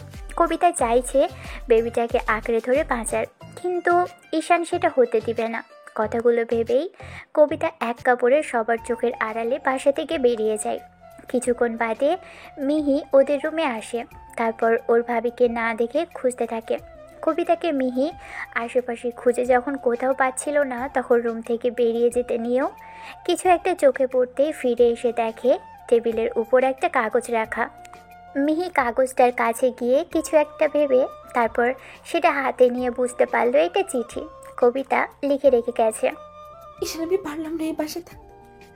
আপনার জোর জবরদস্তিতে আমাকে এখান থেকে বেরিয়ে যেতেই হলো। দিন শেষে আমি এটা কখনোই মানতে পারলাম না। আমার সন্তানটা আপনার কারণেই চলে গেছে। কোনো বাবা তার সন্তানকে শেষ করে দিতে চায়, আমি সেটা জানতাম না। সেটা আমাকে ভুল বুঝবেন না। আমি সেদিন এরকম কিছু চাইনি। মামনির সাথে কথা বলতে গিয়ে যখন যে পিলতে খেতে ভুলে গিয়েছিলাম জানি না। আমি ওকে বাঁচিয়ে রাখতে চাই, বড় করে তুলতে চাই। আমি আর কখনো আপনার সামনে এসে দাঁড়াবো না। ওর বাবার পরিচয় নিয়ে আপনি ভয় পাবেন না। ও কখনো জানতেও পারবে না ওর বাবাই ওকে শেষ করে দিতে চেয়েছিল। ভালো থাকবেন আর অন্য কাউকে বিয়ে করে নিয়ে হ্যাপি থাকবেন, যে আপনার যোগ্য। ব্যাস, মিহি আর এক মুহূর্ত দেরি করলো না। আম্মু আব্বুকে গিয়ে বিষয়টা বলতেই ওরা থ মেরে বসে রইল। ঈশান যখন বাসায় ফিরল খেয়াল করলো ডাইনিং রুমের সবাই বসে আছে। এমন কিছু দেখে ঈশান এসে ওদের সামনে দাঁড়ালো। ঈশান কাউকে কোনো প্রশ্ন করার আগে আব্বু এসে ওর সামনে দাঁড়ালো। আব্বু কিছু বলবে ভেবে তাকিয়ে আছে ঈশান, কিন্তু ওর এই ভাবনাটা বেশিক্ষণ স্থায়ী হলো না। তার আগেই আব্বু কষিয়ে ওর গালে একটা থাপ্পড় বসালো। ঈশান অবাক চোখে আপুর দিকে তাকিয়ে থেকে বলতে শুরু করলো, আব্বু তুমি আমাকে মারলে কেন? এত বড় একটা অন্যায় করার পরও তুমি বলছো তোমার গায়ে কেন হাত তুললাম? আসলে তোমাকে অনেক কিছু দিয়েছি, কিন্তু একটা জিনিস তোমাকে কখনোই দিতে পারিনি, আর সেটা হলো সঠিক শিক্ষা। আজকে তোমার কাছে সেটা আমি বুঝে গেছি। লজ্জায় আমার মাথাটা হেড হয়ে যাচ্ছে। আমি কিনা তোমার সাথে এই মেয়েটার জোর করে বিয়ে দিয়েছিলাম। বিয়েটা তুমি মানো না, মেয়েটাকে বউ হিসেবে মানতে পারবে না, তার সাথে সংসার করতে পারবে না, আবার তার সাথেই রোজ রাতে মাতাল হয়ে এসে নিজের পুরুষত্ব দেখাও। আমার ছেলে এরকম একটা বাজে কাজ করেছে ভাবলেও আমার নিজেকে ছোট লাগছে। তোমার মতো একটা কুলাঙ্গারকে আমি জন্ম দিয়েছি। ঈশান কথার আগাগোড়া কিছুই বুঝতে পারছে না। তাহলে কি কবিতা সব কিছু বলে দিল সবাইকে? কথাগুলো ভেবেই ঈশান কিছু বলতে যাবে তার আগেই আব্বু ওকে থামিয়ে দিয়ে এবার চিঠিটা ওর মুখের উপর ছুঁড়ে মারল। ঈশান চিঠিটা উঠিয়ে নিয়ে পড়ে কিছুক্ষণ ফ্যাল করে আব্বু আম্মুর দিকে তাকিয়ে রইল। আব্বু আবারও ঈশানের গায়ে হাত তুলতে গেলে তখন শায়লা বেগম এসে তার হাজবেন্ডকে আটকে দিলেন আর বলতে আরম্ভ করলেন, তুমি ওর গায়ে হাত তোলো না, ও কোনো অন্যায় করেনি। অন্যায় আমরা করেছি। জোর করে মেয়েটার সাথে ওর বিয়ে দিয়ে অনেক বড় পাপ করে ফেলেছি আমরা। ও আমাদের হাড়ে হাড়ে সেটা বুঝিয়ে দিচ্ছে, চোখে আঙ্গুল দিয়ে সবসময় বুঝিয়ে দিচ্ছে যে আমরা অন্যায় করেছি, ভুল করেছি। ওকে যেভাবে খুশি চলতে দাও, আর কিচ্ছু বলো না। ওকে কিছু বলার মতো ইচ্ছেটা আমার নেই। আমার তো ভাবতেই লজ্জা লাগছে, ওর মতো কুলাঙ্গারকে আমি জন্ম দিয়েছি, যে কিনা নিজের সন্তানকে মেরে ফেলতে দুবার ভাবার চিন্তা করে না। এত বড় একটা বাজে সিদ্ধান্ত কি করে নিতে পারলে? আমি তো সেটাই বুঝতে পারছি না। মনে হচ্ছে ও আর যাই হোক আমার ছেলে হতে পারে না। যদি হতো তাহলে কখনোই নিজের বউকে এভাবে চর্চা করতে পারতো না, নিজের অস্তিত্বকে কেউ অস্বীকার করতে পারতো না। ভাবতেই লজ্জা লাগছে ওর মতো ছেলে আমার আছে। নিজের সন্তানকে যে মেরে ফেলতে চায় সেটা তোমার মতো কুলাঙ্গাকে না দেখলে আমি আজকে বুঝতেই পারতাম না। আমার চোখের সামনে থেকে এই মুহূর্তে এক্ষুনি বেরিয়ে যাও, কারণ তোমার এই বাড়িতে থাকার আর কোনো অধিকার নেই। তোমার মতো একটা মন মানসিকতার মানুষের সাথে আমি একই ছাদের নিচে থাকতে পারবো না। আব্বু আম্মু ঈশানকে হাজারটা কথা শোনালো। ছেলেটা চুপচাপ মাথা নিচু করে কথাগুলো শুনলো আর বারবার চিঠির কথাগুলো মনে করতে লাগলো। তাহলে শেষ পর্যন্ত কবিতা ভয়ে আর বাচ্চাটাকে বাঁচানোর জন্য বাসা থেকে বেরিয়ে গেছে। ঈশান কিছুক্ষণ চুপ করে থেকে তাড়াহুড়ো করে বাসা থেকে বেরিয়ে গেল। তারপর গাড়িতে উঠে ড্রাইভ করতে আরম্ভ করলো। এসব ঈশান না মানলেও তো মিথ্যা হয়ে যাবে না যে ঈশানের সাথে কবিতার বিয়ে হয়েছে। ওরা দুজন স্বামী স্ত্রীর বন্ধনটা অটুট। তার উপর ঈশানের অস্তিত্বটা এখন কবিতার মাঝে। কথাগুলো ভাবতেই ঈশান ইমোশনাল হয়ে পড়ছে। বারবার মনে হতে লাগে যে নিজের সন্তানটাকে শেষ পর্যন্ত কিনা শেষ করে দেওয়ার জন্য দুবারও ভাবলো না। সন্তান কথা মনে হতেই বুকের ভিতরটা ধপ করে উঠল। নিজের উপর রাগ আর জেদ থেকে ঈশানের বারবার মনে হতে লাগলো এই বাসায় যদি কখনো ফিরে তাহলে কবিতাকে নিয়েই ফিরবে। কিন্তু এখন মেয়েটাকে কোথায় পাবে? কোথায় গেছে মেয়েটা? আদৌ কি ওকে খুঁজে পাবে ঈশান? সেটা জানে না। একটা ভয় ভিতরে কাজ করছে। নিজের ভালোবাসার বউটাকেও দূরে সরিয়ে দিল। ঈশান নিজে মাতাল হয়ে এসে যেটা করে, তারপর ওর প্রতি একটা অনুভূতি তৈরি হয়েছে, একটা মায়ের সৃষ্টি হয়েছে। আজকে যেটা আব্বু আম্মুর কথার মাঝে বুঝতে পারলো, ঈশান 2-3 ঘন্টা যাবৎ ড্রাইভ করে চলেছে, কিন্তু কোথাও দেখা পাচ্ছে না মেয়েটার। বন্ধুদের খোঁজ খবর লাগিয়ে দিতে বলেছে ঈশান। কবিতাকে কোথাও পাওয়া যাচ্ছে না, কোনো খোঁজ কিংবা আসার আলো কিছুই দেখতে পারছে না। ঈশান একটা জায়গায় গাড়িটা থামিয়ে দিল, মাথার চুলগুলো খামচে ধরে নিজেকে নিজেই গালি দিয়ে বলতে শুরু করলো, সব আমার জন্য হয়েছে। আজকে যদি কবিতা আমার থেকে হারিয়ে যায়, আমি নিজেকে কখনোই ক্ষমা করতে পারবো না। সব আমি নিজে করেছি। খুব জোরে চিৎকার করে কান্না করতে ইচ্ছে করছে এই মুহূর্তে ঈশানের। এখন থেমে থাকলে চলবে না, তাই আবারও গাড়িতে উঠে এবার একটা গ্রামের রাস্তার দিকে যেতে আরম্ভ করলো। শুনেছিল কবিতা গ্রামের মেয়ে, তাহলে কি আবারও মেয়েটা গ্রামে ফিরে যাচ্ছে? কিন্তু সেখানে চেয়ারম্যানের ছেলে ওকে ডিস্টার্ব করে। গ্রামের রাস্তা দিয়ে কিছুটা দূর আসতে খেয়াল করলো কেউ একজন গুটি গুটি পায়ে হেঁটে সামনের দিকে এগোনোর চেষ্টা করছে। ঈশানের বুঝতে আর বাকি রইল না কে সামনের দিকে এগিয়ে যাচ্ছে। ক্লান্ত বিধ্বস্ত শরীর নিয়ে কবিতা অনেকটা দূর চলে এসেছে, হাঁটার মতো শক্তিটাও আর পাচ্ছে না। মনে হচ্ছে এই বুঝি মাথা ঘুরে পড়ে যাবে। অন্যদিকে ঈশান আর এক মুহূর্ত দেরি করলো না, গাড়িটা নিয়ে কবিতার সামনে গিয়ে দাঁড় করালো। কবিতা তারপরও দাঁড়ালো না। ঈশান গাড়ি থেকে নেমে এসেই কবিতার সামনে দাঁড়ালো। ঈশানকে এমন অবস্থাতে এখানে দেখে কবিতা খানিকটা ভয় পেয়ে গেল। তারপর আবারও পাশ কাটিয়ে চলে যেতে নিলে ঈশান ওর একটা হাত ধরে ফেলল। তারপর নিচের দিকে ঘুরিয়ে কিছু বলতে যাবে তার আগেই কবিতা হাতটা ছাড়ানোর চেষ্টা করলো। তখন ঈশান বলতে আরম্ভ করলো, থ্যাঙ্কস গড, অবশেষে তোমাকে পেলাম। কবিতা চলো, বাসায় চলো। ঈশানের মুখ থেকে এরকম কথা শুনবে কবিতা কল্পনাও করেনি। ঈশান কবিতার এমন বিধ্বস্ত অবস্থা দেখে বলতে আরম্ভ করলো, কি হলো, বাসায় চলো বউ। কবিতা, আমি ভুল করেছি সোনা, আমার ভুল হয়েছে। আমাকে একটু বোঝার চেষ্টা করো। আমি অন্যায় করেছি, বুঝতে পারিনি এরকম একটা ভুল করে ফেলবো। ভুলের বশে তোমাকে বাসা থেকে বের করে দিয়েছি জান, এবারের মতো মাফ করো আমাকে। আপনি অনেক কিছুই বুঝতে পারেন, অনেক কিছুই করে ফেলেন। কেন বাঁচিয়েছিলেন সেটাই আপনার জীবনের সবচেয়ে বড় অন্যায় করেছিলেন। সেদিন যদি আপনি আমাকে না বাঁচাতেন, আজকে হয়তো আমি এই অবধি এসে থাকতাম না। আমি সেদিনই আত্মহত্যা করে নিজেকে শেষ করে দিতাম। অন্তত আর যাই হোক, আমার বউ নামক ট্যাগটা লাগিয়ে আমাকে ঘুরতে হতো না। আমি অন্যায় করেছি ঈশান, তার জন্য মাফ করুন। দয়া করে আমাকে জোর করে এখান থেকে নিয়ে যাওয়ার চেষ্টা করবেন না। আমি জানি আপনি এই বাচ্চাটার জন্য এখানে এসেছেন, ওকে মেরে ফেলতে চাইছেন। দয়া করে আমাদেরকে ছেড়ে দিন। আমি তো আপনাদের থেকে অনেক দূরে চলে যাচ্ছি না, কখনো আর আপনাদের সামনে আসবো না, সেটাও বলেছি। শেষবারের মতো আমাদেরকে একটা সুযোগ দিন। কবিতা কথাগুলো বলেই ফুপিয়ে কেঁদে উঠল। ঈশান ওর কাছে আসার চেষ্টা করতেই কবিতা ওকে দূরে সরিয়ে দিতে চাইল। ঈশান কবিতার 2 বাহুতে ধরে ওকে কাছে টেনে আনলো। তারপর চোখের পানিগুলো মুছে দিয়ে মুখের 2 পাশে হাত রেখে বলতে আরম্ভ করলো, সোনা, আমার ভুল হয়েছে, আমার উপর রাগ করে থেকো না। দেখো, আমি এতদিন যাবৎ যা করেছি তোমার সাথে অনেক বড় অন্যায় করেছি, সেটা আমি এখন বুঝতে পারছি। আমার ভুল হয়েছে, আমি যে অন্যায়টা করেছি সেটা শুধরে নিতে যাচ্ছি। আব্বা আম্মু আজকে আমার সেই ভুলটা চোখে আঙ্গুল দিয়ে দেখিয়ে দিয়েছে। ওরা বুঝিয়ে দিয়েছে যে নিজের সন্তানকে কখনো অবহেলা করতে হয় না।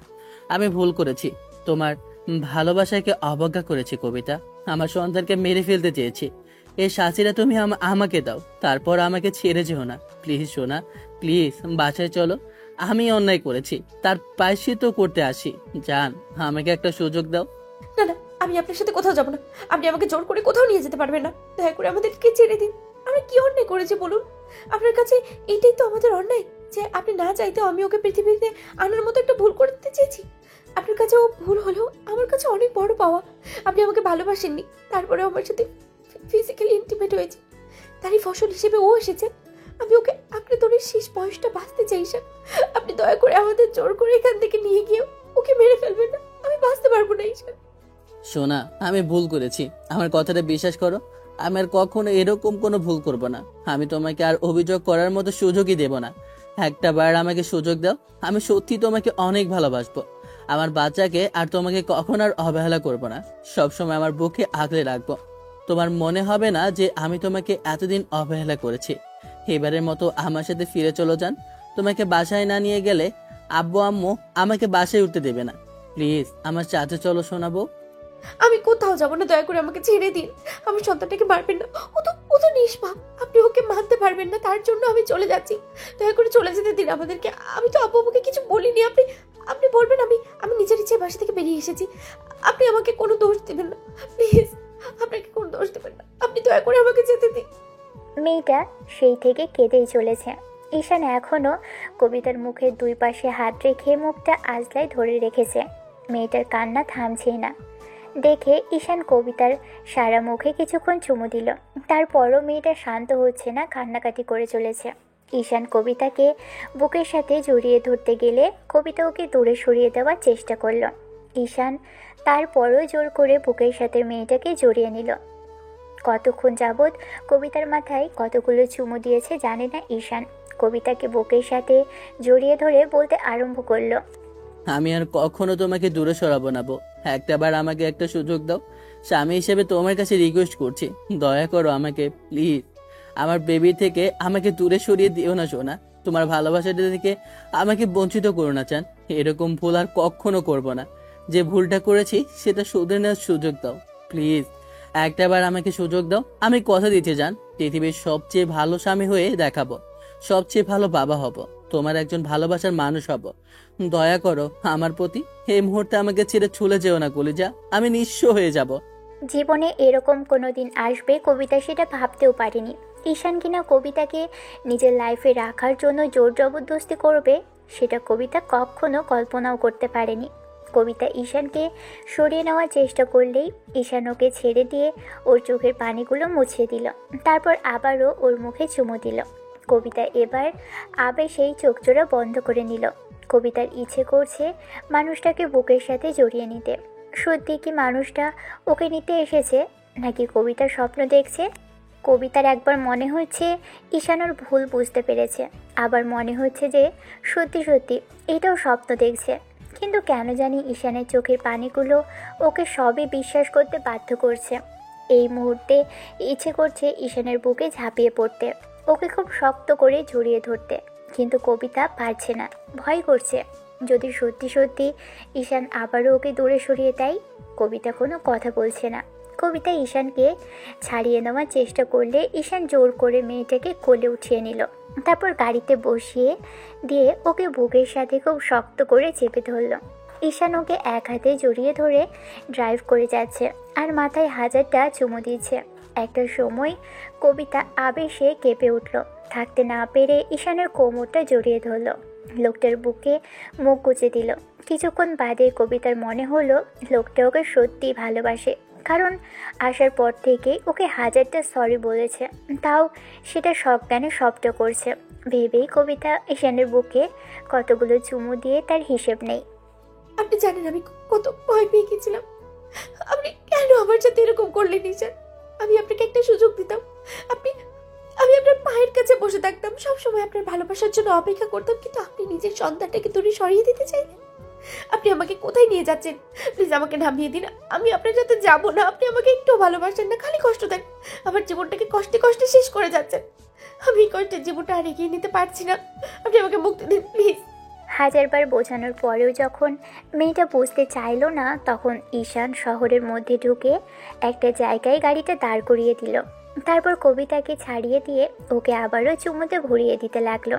একটা সময় কবিতা ঠোঁট জোড়া নিজের দখলে নিয়ে 5 মিনিট যাবৎ চুমু দিল। তারপর ওকে ছেড়ে দিয়ে কপালে আলতো করে ঠোঁট জোড়া রাখলেই কবিতা আবারও ওকে জড়িয়ে ধরল। এতদিন ড্যান্স করে এসে এসব করেছে, কিন্তু আজকে সজ্ঞানে বলছি তোমাকে ভালোবাসি। তোমার কি এখনো বিশ্বাস হচ্ছে না ভালোবাসি? তোমাকে সত্যি আর হারাতে চাই না কলিজা। আমার ভুল হয়েছে, এবারের মতো মাফ করে দাও। সত্যি তো আমাকে আর কষ্ট দিবেন না? না জান, আর কখনো কষ্ট দেব না। এবার বাসায় চলো, এখন থেকে অনেক ভালোবাসবো। তারপরে এরকম কান্নাকাটি করো না শোনাবো। কবিতার এখন আনন্দের কান্না দেখেই চলেছে, ভালোবাসার মানুষটাকে কাছে পাওয়ার আনন্দে। ভালোবাসাটা কবে থেকে হয়েছে জানে না, তবে ঈশানকে কবিতা বড্ড বেশি ভালোবাসে। ঈশানের এরকম কর্মকাণ্ডে ভয় পেয়ে গিয়েছিল। তারপর যখন ওকে ফিরিয়ে নিতে আসলো, তখন কবিতার মনে হচ্ছে ওর জীবনে নতুন করে আশার আলো দেখতে পাচ্ছে। একে তো এই অনাগত সন্তান, তার উপর স্বামীর এরকম ভালোবাসা। কবিতার কপালে সইবে কিনা জানে না, তবে ও সর্বত্র দিয়ে চেষ্টা করবে নিজের সাথে সবটা জড়িয়ে রাখার। ঈশান অনেকক্ষণ যাবৎ কবিতাকে চুমু দিয়ে ভরিয়ে দিল, তারপর বাড়ির উদ্দেশ্যে রওনা দিল। আজ এ পর্যন্তই। ওরা নতুন জীবন শুরু করতে যাচ্ছে। এখন আমাদের এখানে দাঁড়িয়ে থেকে কোনো লাভ নেই। দেখা হচ্ছে পরবর্তী কোনো গল্পে। ততদিন পর্যন্ত সুস্থ থাকবেন, ভালো থাকবেন আর আমাদের সাথেই থাকবেন। ধন্যবাদ। আল্লাহ হাফেজ।